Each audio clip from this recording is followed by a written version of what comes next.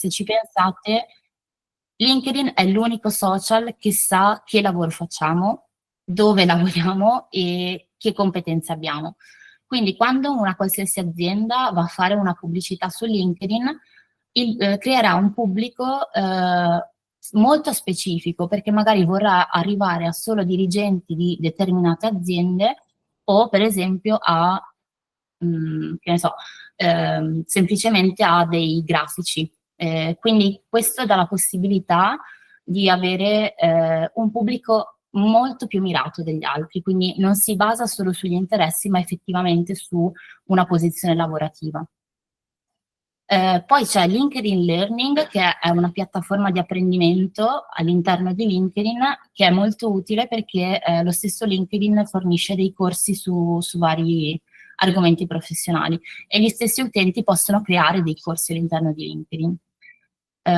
Poi appunto le raccomandazioni sono uno strumento importantissimo perché gli utenti possono ricevere conferme delle proprie competenze e raccomandazioni dagli altri professionisti, aumentando quindi la credibilità del profilo. Quindi, come vi dicevo prima, io su LinkedIn devo essere credibile nel lavoro che faccio.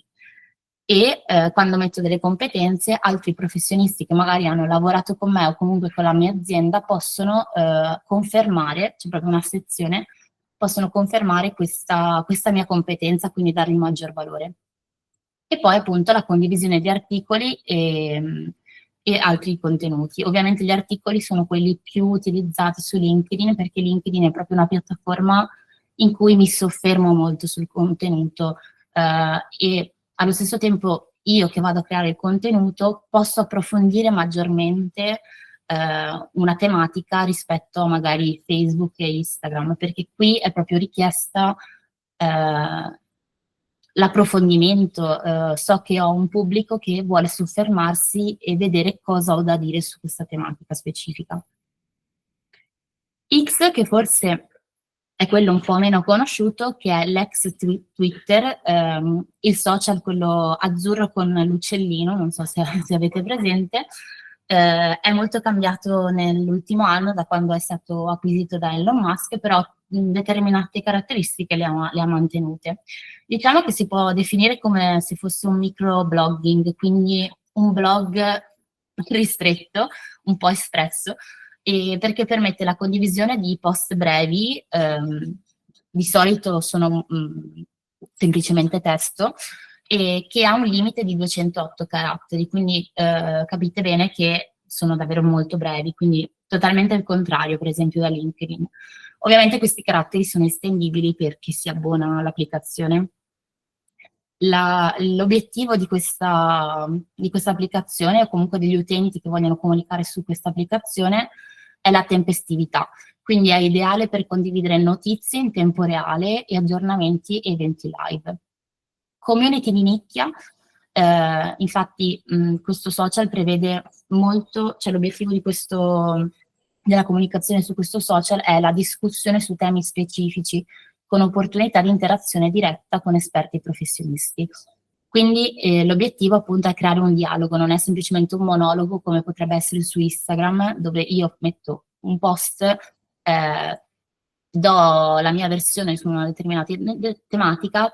È molto raro, però se si è bravi appunto si fa una buona strategia che le persone mi commentino. Invece qui su Twitter è proprio una cosa alla base, e quindi si creano proprio dei dialoghi anche molto lunghi di commenti in cui ognuno dà la propria opinione. È una piattaforma utilissima, per esempio, per chi ha aziende che hanno necessità di avere un servizio per i clienti, quindi un customer service, quindi per gestire i feedback, le problematiche che hanno gli utenti e quindi rispondere tempestivamente. Gli strumenti utili che dà X appunto sono sempre gli hashtag, come vi dicevo prima, e anche i trend, quindi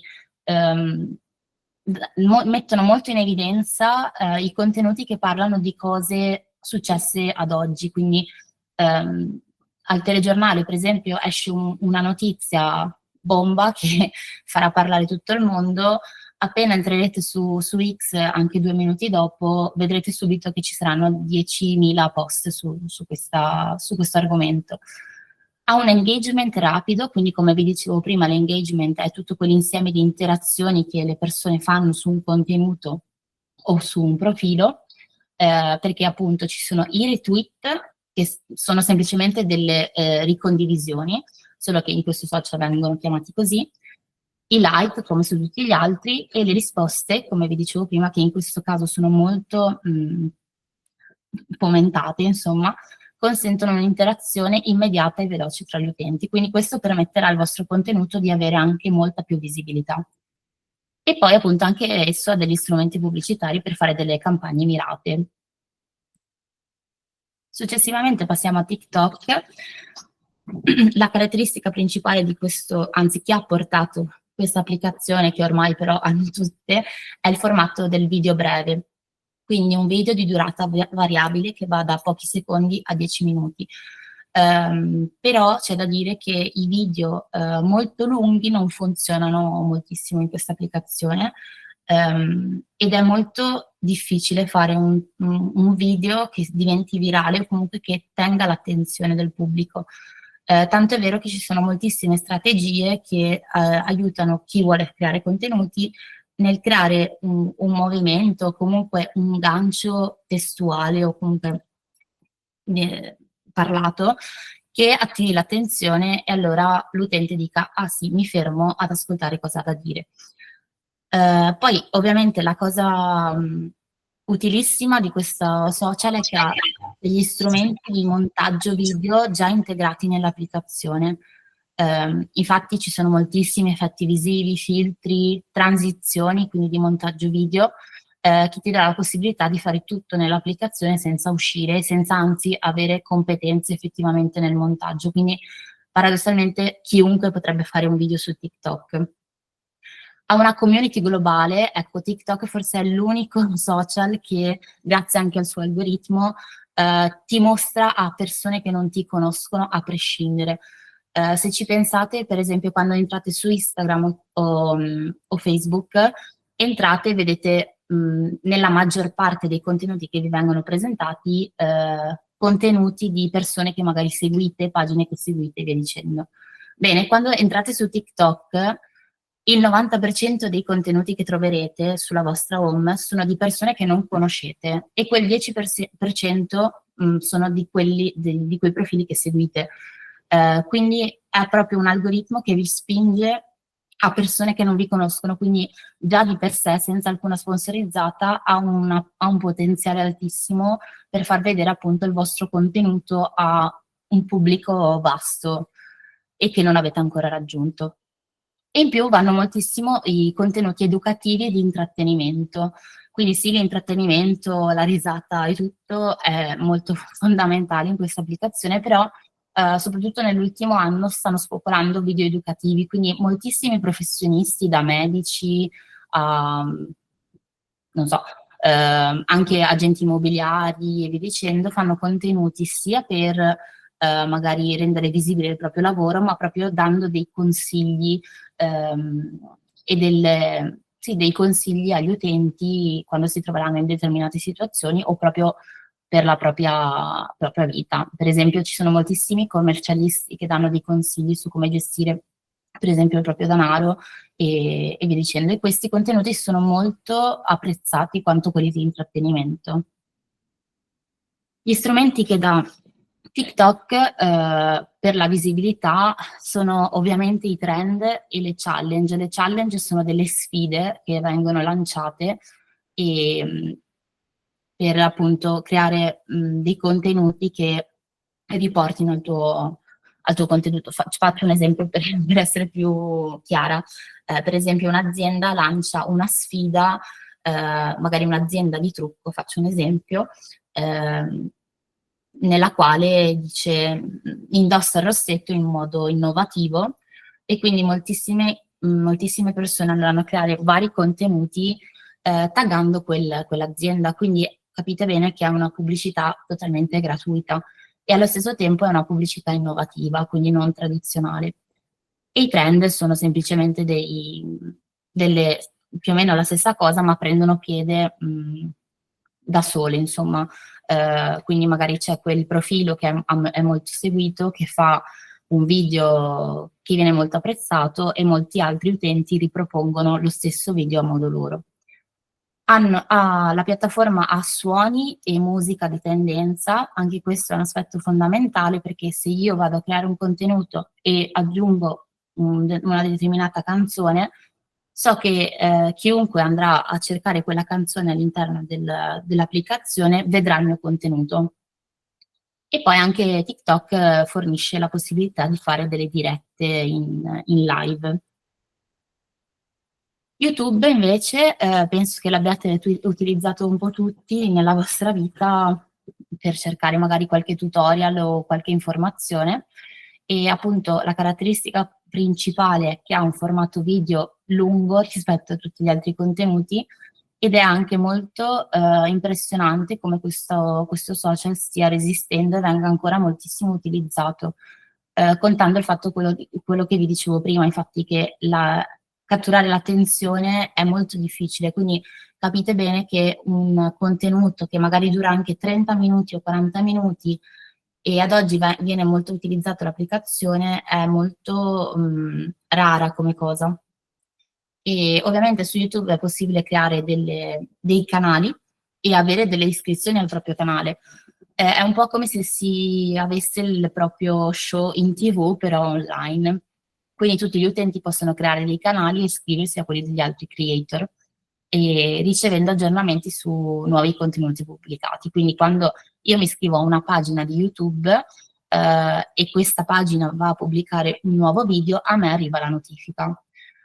Ovviamente su YouTube è molto facile che ci siano moltissimi commenti e interazioni ai video e poi anche YouTube dà la possibilità di fare delle dirette. Questo è un po' un fil rouge di tutti i social. Gli strumenti importanti che dà YouTube sono la possibilità di creare delle playlist, ovvero io ho il mio canale e ho 10 contenuti che parlano di, non so, di ambiente e altri 10 che parlano invece di attualità. Io posso creare delle playlist nominate ambiente, quindi per esempio tutto quello che ha a che fare con l'ecologico e via dicendo, e raccolgo tutti i miei video in quella playlist. Quindi questo mi dà la possibilità di organizzare i miei contenuti in categorie ben definite e do anche un aiuto a chi vuole vedere i miei contenuti solo di quell'argomento. YouTube poi è forse l'unico social che monetizza, quindi dà un contributo effettivamente monetario a chi crea dei contenuti davvero consistente. Infatti su YouTube è possibile anche, cioè se il nostro video va bene, è possibile anche guadagnare, non dico un altro stipendio, però diciamo la metà molto facilmente, senza doverci mettere troppo impegno, insomma, in base alle visualizzazioni che fa il video. E poi è molto utile perché dà la possibilità di essere integrato con altre piattaforme.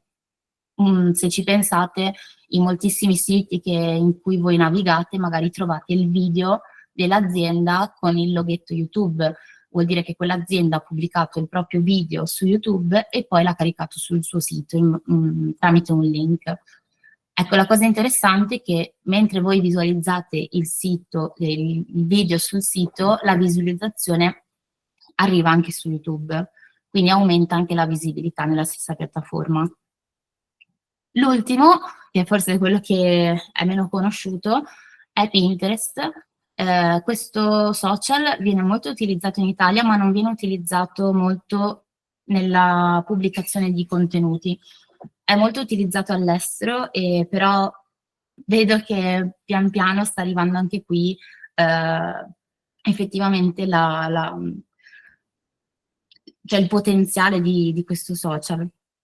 Anche questo, come Instagram, ha un formato totalmente visivo, anzi forse molto più di Instagram, è come se fosse effettivamente un Google immagini, no? Quando voi cercate un'immagine vi appaiono tutto questo mosaico di immagini diverse, ecco così anche Pinterest. Infatti ad oggi viene utilizzato molto come motore di ricerca, più come social. Ti dà la possibilità di creare delle bacheche tematiche, quindi magari una bacheca solo di, che ne so, magari sono un'azienda che vende cucine, crea una bacheca solo di cucine, solo di immagini di forno e via dicendo. E appunto ha una ricerca visiva, come vi dicevo prima.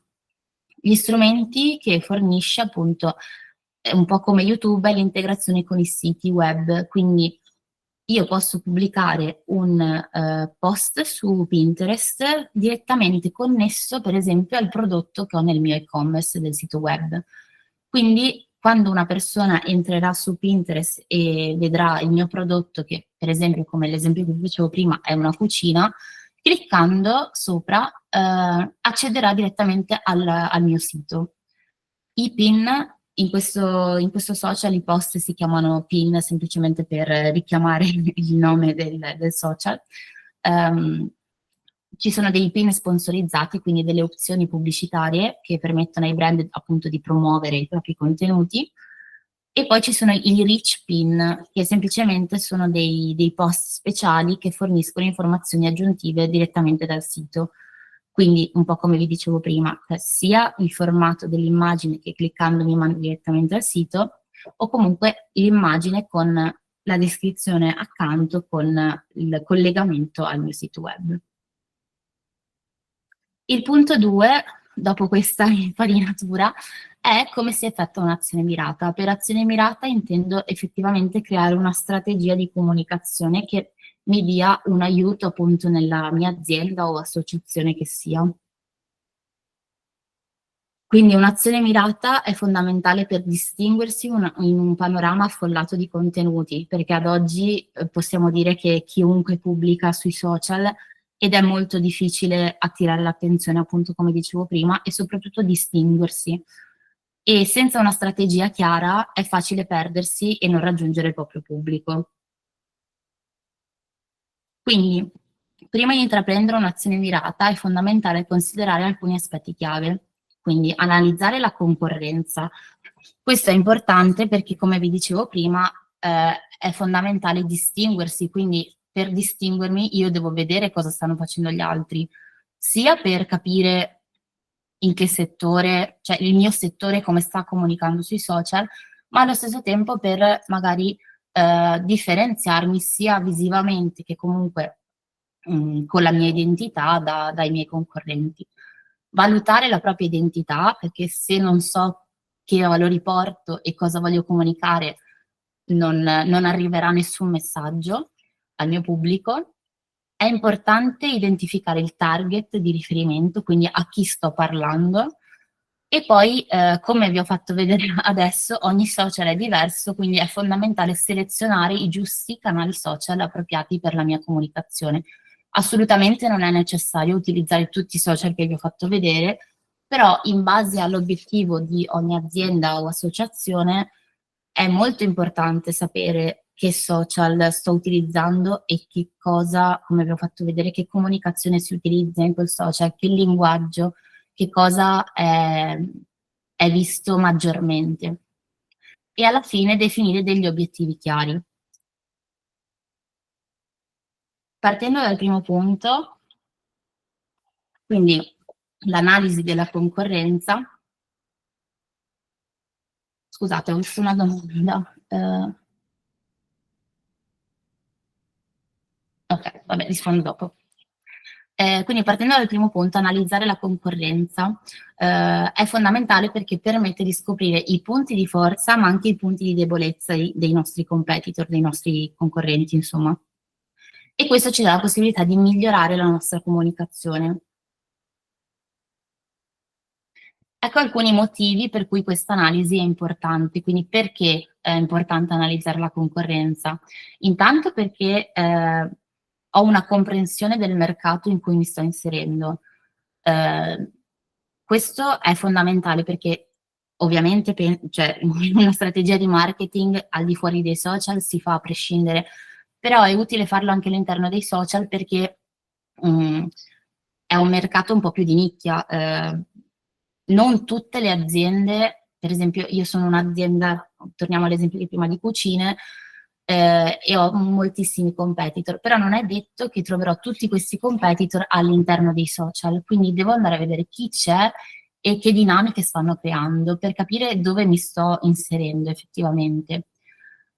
Scoprire cosa funziona, quindi se io vedo che un mio concorrente sta facendo dei contenuti che vanno moltissimo, devo capire perché, devo chiedermi perché questa comunicazione funziona, posso utilizzarla io, posso fare una cosa che può funzionare allo stesso modo e quindi questo ti aiuta anche un po' a capire tu come azienda cosa puoi andare a comunicare e cosa no. Differenziare appunto il proprio brand, quindi quando io capisco i punti di forza e i punti di debolezza, capisco come posso differenziarmi, come posso differenziarmi dalla comunicazione che sta facendo quell'altra azienda e come posizionare effettivamente il mio brand. E se lo capisco, poi riesco a comunicarlo in modo chiaro. E questo ci dà ovviamente la possibilità di migliorare i nostri contenuti, perché se vedo che ho un mio concorrente che sta facendo dei contenuti che non vanno per niente, di certo io non andrò a riproporre lo stesso format. Secondo punto importantissimo è valutare la propria identità. Quindi valutare la propria identità sui social media è cruciale per definire chiaramente chi si è come brand e cosa si rappresenta. Se non abbiamo in chiaro questo, non riusciremo a creare una comunicazione coerente. Quindi comprendere, io ho scritto comprendere chi sei perché ci sono moltissime realtà in cui si crea un personal brand, quindi magari c'è un freelancer, quindi magari un grafico freelancer che deve comunicare appunto i propri servizi sui social media, lui rappresenta la propria azienda, però comprendere chi sei vale anche appunto per un'azienda, quindi aiuta a definire cosa rappresenta l'azienda, quali sono i propri valori e quali sono i messaggi che vuole trasmettere. Creare un'immagine coerente permette di mantenere un'immagine chiara e coerente su tutte le piattaforme, così le persone possono riconoscerlo facilmente, che è un po' quello che vi anticipavo prima. Con tutti questi stimoli, eccetera, è fondamentale che l'utente riconosca che questo è un mio contenuto. Questo può essere dato dai colori che utilizzo, da come utilizzo il mio logo, da il tono di voce che utilizzo, perché io posso dire la stessa cosa in 100 modi diversi, quindi magari ci sono aziende o comunque associazioni che usano un tono più amichevole e altre che usano un tono un po' più professionale e chiuso, ecco. Individuare i nostri punti di forza, quindi ovviamente sulla quale noi punteremo tutta la nostra comunicazione, perché questo ci renderà unici rispetto agli altri competitor e creare contenuti rilevanti, quindi sapere qual è l'identità del mio brand e cosa vuole comunicare facilita poi la creazione dei contenuti.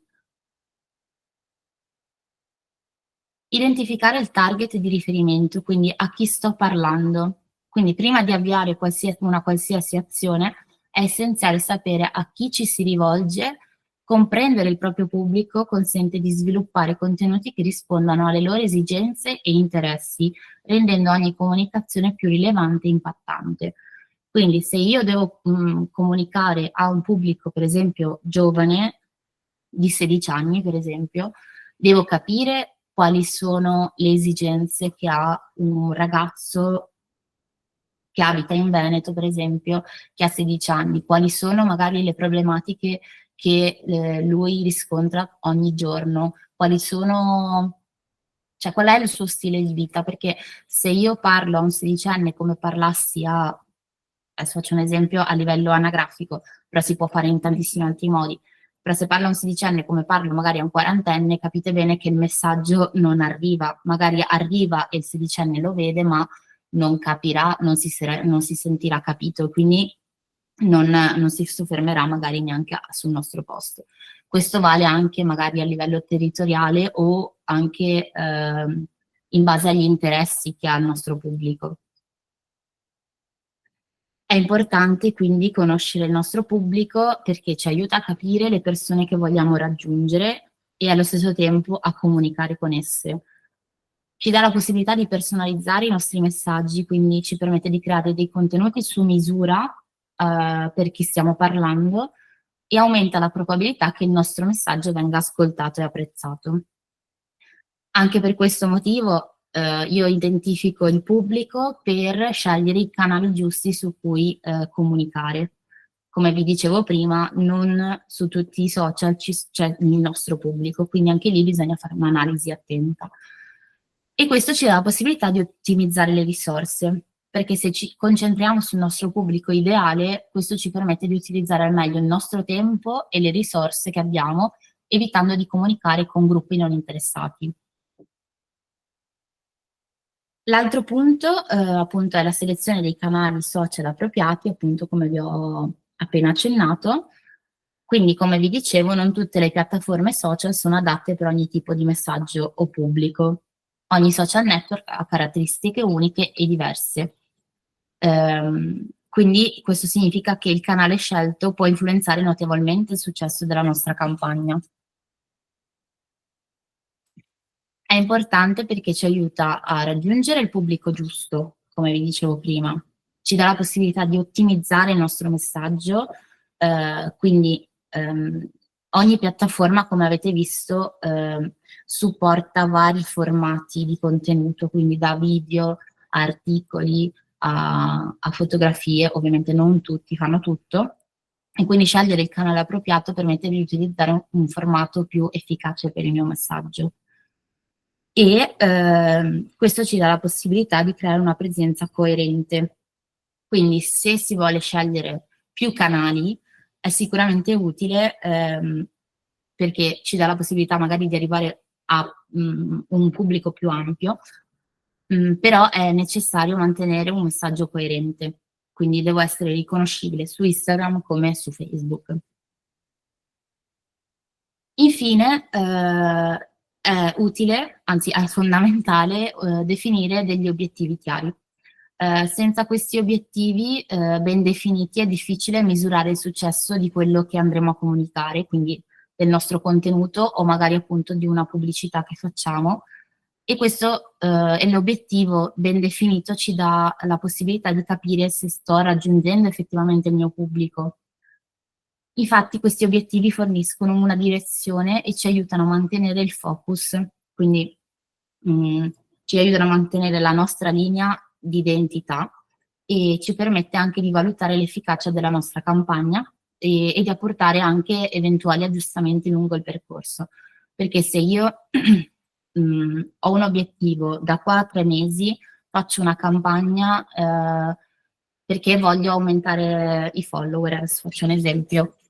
Ma se vedo che da qua a 1 mese, quindi a 1/3 del percorso, la cosa non sta andando molto bene, perché non ho raggiunto il mio numero di follower che volevo raggiungere, ho la possibilità di cambiare effettivamente la campagna che ho attuato, perché grazie ai dati che mi forniscono le varie piattaforme social, ho capito che non sto comunicando al meglio o forse ho sbagliato anche pubblico. Ci sono moltissimi fattori che possono influire su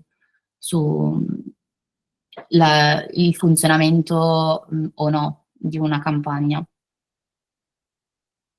Ecco perché sono importanti, perché forniscono una direzione, come vi ho anticipato prima, vi danno un aiuto nella misurazione dei risultati, perché se io mi metto un obiettivo che è 10 e vedo che alla fine del tempo che mi sono data arrivo a 5, ho abbastanza dati per capire che forse qualcosa non è andato bene, perché il mio obiettivo è definito, però forse la mia campagna non ha seguito le necessità che aveva il mio obiettivo.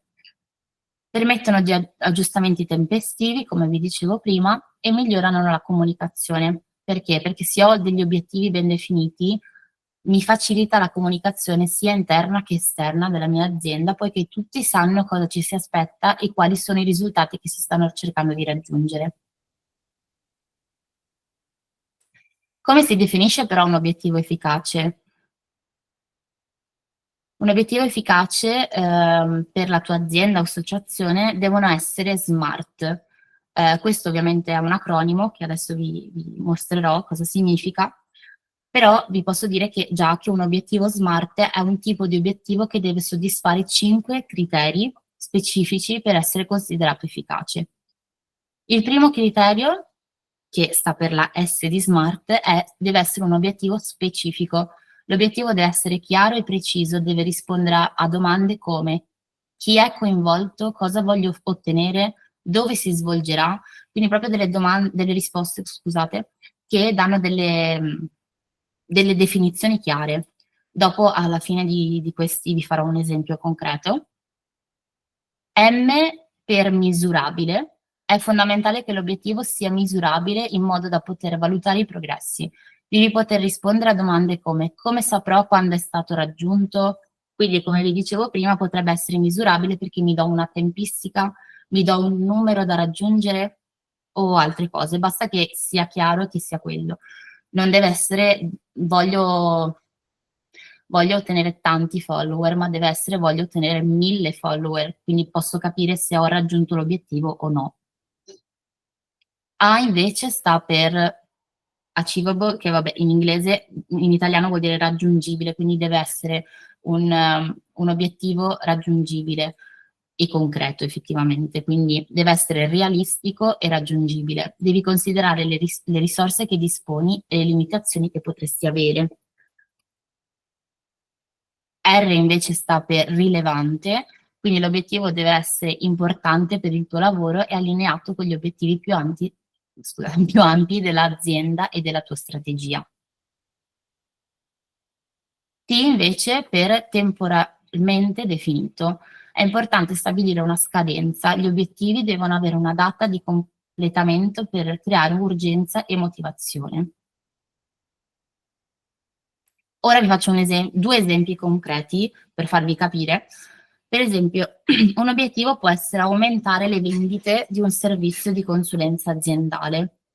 Quindi se io seguo questo acronimo, quindi SMR, no, scusami, SMA perché l'ho tradotto, RT, quindi deve essere specifico, quindi aumentare le vendite cosa significa? Generare nuovi lead. Lead è un termine tecnico in marketing e vuol dire richieste per un servizio, quindi quante persone magari cliccano sulla tua pubblicità o comunque fanno un primo contatto verso di te perché sono interessate effettivamente. Quindi generare nuove richieste per il servizio di consulenza aziendale tramite LinkedIn, quindi già metto il canale che voglio utilizzare. Deve essere misurabile, quindi ottenere 50 nuovi lead qualificati, quindi realmente interessati, raggiungibile attraverso la pubblicazione di articoli e l'utilizzo di sponsorizzati su LinkedIn. Quindi come lo raggiungo questo obiettivo? È raggiungibile? Sì, perché posso fare delle sponsorizzate, quindi delle pubblicità su LinkedIn, per esempio, in questo caso. Rilevante? Sì, perché generare richieste è essenziale per incrementare le vendite e la crescita aziendale. Temporale entro 6 mesi. Un altro obiettivo può essere avere più visibilità su Instagram. Specifico, aumentare il numero di follower su Instagram. Misurabile, vedete già come cambia, raggiungere 1000 nuove follower. Raggiungibile, sì, perché utilizzo strategie di content marketing, una strategia di comunicazione utilizzando dei contenuti ben specifici e campagne pubblicitarie. Rilevante, sì, perché aumentare il seguito su Instagram aiuta a migliorare la brand awareness, quindi la visibilità del mio brand. Temporale entro 6 mesi. Ora vi faccio un esempio di un'azione mirata e generica che andiamo a rivedere tutti questi punti e poi se voi volete facciamo una piccola pausa di 5-10 minuti. Quindi ho fatto un esempio, per esempio, sul lancio di una campagna social per una rivista veneta sulla montagna, per esempio, che magari questa cosa vi riguarda un po' di più. Prima di tutto cosa devo fare? Come abbiamo detto, vado ad analizzare la concorrenza. L'obiettivo di questa analisi è osservare come le altre riviste di settore, in questo caso, comunicano sui social e identificare le aree di miglioramento. Per esempio, si nota che molte puntano su immagini di paesaggi mozzafiato e storie di trekking, ma poche si concentrano sul patrimonio montano veneto e sulla cultura locale. Quindi io prima di inserirmi e pubblicare la mia comunicazione social, noto che i miei concorrenti fanno semplicemente magari contenuti estetici senza andare in profondità, senza magari comunicare la storia delle montagne venete, senza magari comunicare la storia di chi o comunque interessi che le persone che sono interessate effettivamente a trekking o comunque ferrate, via dicendo, possono avere riguardo magari la storia della cultura e la storia dei paesaggi che andranno a vedere. Quindi il risultato di questa analisi è che ho scoperto un vuoto di contenuto, quindi come se fosse un vuoto di mercato, che può essere colmato puntando sulle tradizioni montane venete. Quindi questa è una cosa che posso fare e che gli altri non fanno. Valutare la propria identità, era il punto 2 che abbiamo visto. L'obiettivo appunto è definire cosa rende unica la rivista rispetto ai concorrenti.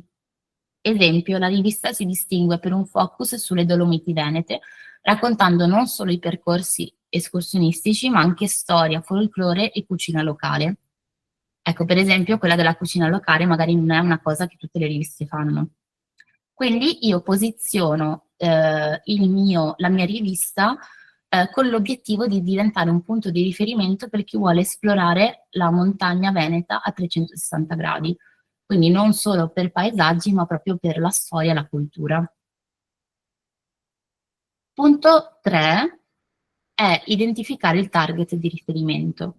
Quindi, ovviamente, io ho una rivista, devo capire chi può essere interessato a questa rivista per pubblicizzarla sui social media. Quindi devo individuare il pubblico più adatto. Esempio, in questo caso possono esserci due pubblici. Il primario sono magari quelli più ovvi, ovviamente, magari gli escursionisti e gli appassionati di montagna tra i 25 e i 45 anni, residenti in Veneto e in regioni vicine. Però non devo dare per scontato un pubblico secondario, ovvero dei turisti magari italiani che desiderano conoscere nuove destinazioni montane.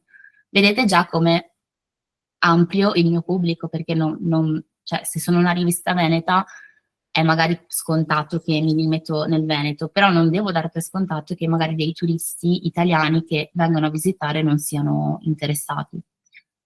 Tono di voce autentico, informativo e rispettoso delle tradizioni locali, perché il mio pubblico vuole questo. Il quarto punto era selezionare i canali social appropriati. In questo caso, per esempio, Instagram può essere utile per mostrare quelle foto mozzafiato che abbiamo visto che dai nostri concorrenti vanno molto, però aggiungere anche magari dei brevi video in cui si raccontano le tradizioni locali. Quindi vedete come mi inserisco nel settore e quindi faccio anche un qualcosa che fanno i miei concorrenti, ma mi differenzio perché pubblico anche cose che loro non fanno. Facebook, magari appunto per pubblicare articoli un po' più lunghi, approfondimenti culturali, ideali per raggiungere un pubblico un po' più ampio, quindi far conoscere la mia rivista. YouTube, magari per documentari brevi su sentieri, leggende e interviste a guide locali, per esempio. E LinkedIn invece pubblicazioni di preview di articoli per connettersi con professionisti del turismo montano e agenzie locali. Quindi vedete come ogni social ha il suo modo di comunicare la stessa cosa, però, perché in tutti stiamo andando a pubblicizzare un prodotto che è la rivista.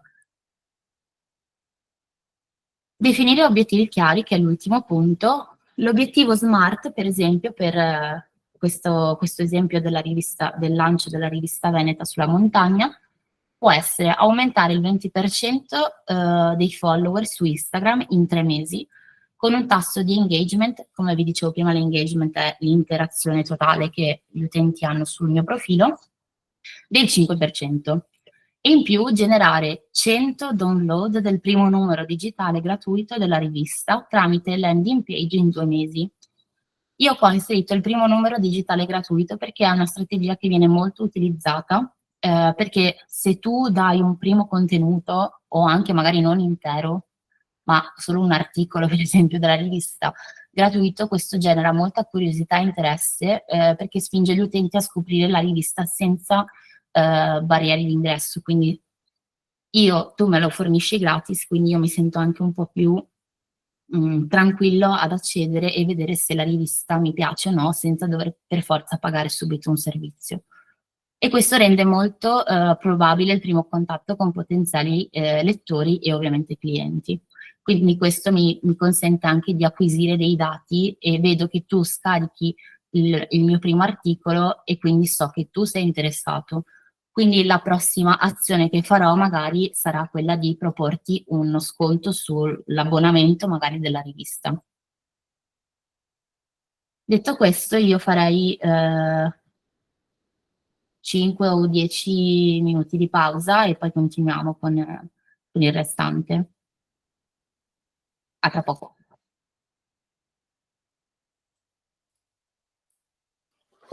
Allora, se qualcuno vuole porre delle domande, secondo me sarebbe interessante verificare l'utilità di queste cose nel nostro ambito. Quindi non so se ci sono delle curiosità o delle cose che da approfondire, possiamo scriverle sulla chat in modo che poi possiamo rispondere.